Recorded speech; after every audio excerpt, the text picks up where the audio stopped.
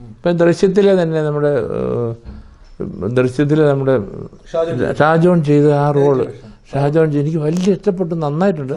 പക്ഷെ ഞാൻ പറഞ്ഞു എനിക്കെന്നാലും എൻ്റെ അവർക്കൊക്കെ ഈ ക്രൂരത, ഞാൻ കൂടുതൽ ഈ റേപ്പും ക്രൂരത ഇപ്പോൾ ഈ വസ്തു കയ്യേറ്റും സാഡിസ്റ്റായിട്ടൊക്കെ അതൊക്കെ എങ്ങനെ എന്നോടിത് വന്നിട്ടുണ്ട്. പക്ഷെ ഞാൻ പറഞ്ഞു അത് വളരെ ഇഷ്ടമായ ആഗ്രഹിച്ച ഒരു റോളാണ് അതൊക്കെ. പുള്ളിയായിട്ട് വളരെ അടുത്ത ഒരു ബന്ധം. ഞാൻ ആരാധിക്കുന്ന ബഹുമാനിക്കുന്ന പൂജിക്കുന്ന ഒരു ദൈവതുല്യമായി കാണുന്ന ഒരു ആർട്ടിസ്റ്റാണ് പുള്ളി. ഞാൻ പറയട്ടെ, നമ്മൾ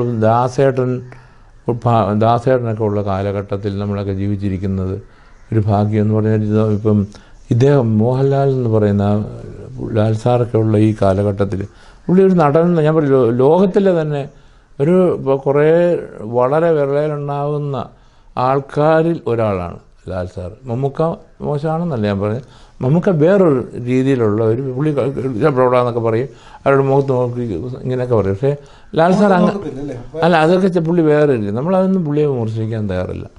അത് ഓരോരുത്തരുടെ ഓരോ ബന്ധങ്ങളും കാര്യങ്ങളും. ലാൽ സാറിന് ഞാൻ പറയണം, ആ പുള്ളിയൊക്കെ ജീവിക്കുന്ന ഈ കാലഘട്ടത്തിൽ ജീവിക്കുന്ന ദാസേട്ടനും മോഹൻലാൽ സാറൊക്കെ നമ്മളൊരു പുണ്യമാണ്. അത് എനിക്ക് തോന്നുന്നത് അതൊക്കെ നമ്മുടെയൊക്കെ ഒരു പുണ്യമാണ്. അവരൊക്കെ ജീവിക്കുന്ന ഈ കാലഘട്ടത്തിൽ നമുക്ക് ജീവിക്കാൻ പറ്റുന്ന ഒരു വലിയ ഇതായിട്ട് ഞാൻ കാണുന്നു. എല്ലാ കഴിവുകളും എത്രയോ മുരളിച്ചേട്ടന്, തിലകൻ ചേട്ടൻ, എത്രയോ പേരുണ്ട്. പ്രഗത്ഭരായിട്ടുള്ള ഒത്തിരി പേര് മലയാളത്തിനുണ്ട്. എത്രയോ വലിയ നമ്മൾ ഗുരുക്കന്മാരെ പോലെ ഗുരുവായിട്ട് തുല്യമായി SP പിള്ള സാറും ചേട്ടനൊക്കെ പിള്ളച്ചേട്ടനൊക്കെ എൻ്റെ ആങ്ങളെയായിട്ട് വളരെ അടുത്ത ബന്ധമുണ്ടായിരുന്നു. ഏറ്റുമാനൂർ ഷാപ്പൊക്കെ നടന്നത്.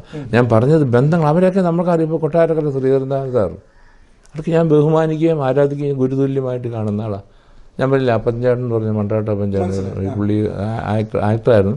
പക്ഷെ പ്രൊഫഷണലായിട്ട് നാടക ട്രൂപ്പിലൊക്കെ ഉണ്ടെങ്കിൽ പോലും പുള്ളി അങ്ങനെ വലിയ ഇതായിട്ടൊന്നും പോകാറില്ല. അവരുടെ ജോലി കാര്യം ഒരു ക്ലബിൻ്റെ ഇതിലൊക്കെ ആയിരുന്നു. എനിക്ക് നമുക്ക് 5 പിള്ളേരുണ്ടെങ്കിൽ 5 പേര് ഒരുപോലെയല്ലേ.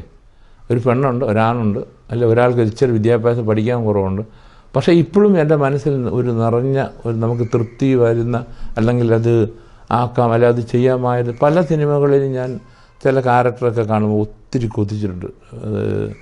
ഇത് അല്ല ഭംഗി ആക്കാമെന്നല്ല, അയ്യോ ദൈവമേ എനിക്കത് കിട്ടിയിരുന്നെങ്കിൽ അത് അടിപൊളിയായിട്ടാണ് എൻ്റെ സുഹൃത്തായി ചെയ്യുന്നത്. അതെ, ഇപ്പം ദൃശ്യത്തിലെ നമ്മുടെ ഷാജോൺ ചെയ്ത ആ റോള് ഷാജോൺ എനിക്ക് വലിയ ഇഷ്ടപ്പെട്ടു, നന്നായിട്ടുണ്ട്. പക്ഷെ ഞാൻ പറഞ്ഞു എനിക്കെന്നാലും എൻ്റെ അവർക്കൊക്കെ ഈ ക്രൂരത, ഞാൻ കൂടുതൽ ഈ റേപ്പും ക്രൂരത ഇപ്പോൾ ഈ വസ്തു കയ്യേറ്റും സാഡിസ്റ്റായിട്ടൊക്കെ അതൊക്കെ എങ്ങനെ എന്നോടിത് വന്നിട്ടുണ്ട്. പക്ഷെ ഞാൻ പറഞ്ഞു അത് വളരെ ഇഷ്ടമായ ആഗ്രഹിച്ച ഒരു റോളാണ് അതൊക്കെ. കിട്ടിയില്ല, അല്ല അതൊന്നും പറയാൻ പറ്റില്ല. ഷാജോണായിരിക്കും എന്നെക്കാളും വളരെ ഗംഭീരമായിട്ട് ചെയ്യുന്നത്. ചിലപ്പം എനിക്കത് ചെയ്യാൻ പറ്റുമായിരിക്കാം, അത് നമ്മൾ കണ്ടാലല്ലേ പറയാൻ പറ്റുള്ളൂ. പക്ഷെ എൻ്റെ മനസ്സിലുണ്ട് എനിക്കത് ചെയ്യാം, അല്ലെങ്കിൽ അത് ഇതാക്കാമെന്നൊരു എൻ്റെ ക്രൂരത അതൊന്നും ഞാൻ പറയാമല്ലോ. അതൊക്കെ ഞാൻ ചെയ്യാമായിരുന്നു. പക്ഷെ എനിക്കത് കിട്ടാത്തതും പിറക്കാതെ പോയ കൊച്ചു പോലെ ആയിപ്പോയി. അല്ല അത് സാരമില്ല. അതുപോലെ അങ്ങനെയുള്ള എത്രയോ ചില റോളുകൾ നമുക്ക് ചിലപ്പോൾ ചെയ്യാൻ പറ്റിയാത്ത റോളുകളുണ്ട്. അയ്യോ അത് ആ വേഷം നമുക്ക് പാടാം. നമുക്ക് നമ്മുടെ ഫ്ലെക്സിബിളായിട്ട് എൻ്റെ ബോഡിക്കത് ചേർന്നായിരിക്കത്തില്ല, എൻ്റെ ശരീരഘടനയ്ക്ക് അത് ചേർന്നല്ല, എൻ്റെ ശബ്ദത്തെ ചില റോള് ശബ്ദത്തിന് വരെയുണ്ട്. ഒരു നടൻ്റെ ശബ്ദം വരെ പ്രശ്നമാണ്. അവൻ്റെ ചലനങ്ങൾ, കൈ കാല് സർവ്വതും, ഒരു കണ്ണ് ചെറിയൊരു നോട്ടം മതിയില്ലേ. പക്ഷെ അത് ഒക്കെ നമുക്ക് എന്നിൽ ചിലതുള്ള എന്നെ ഒന്ന് പിഴിയാനോ എന്നെ ഒന്ന് എടുക്കാനൊന്നും ആരും.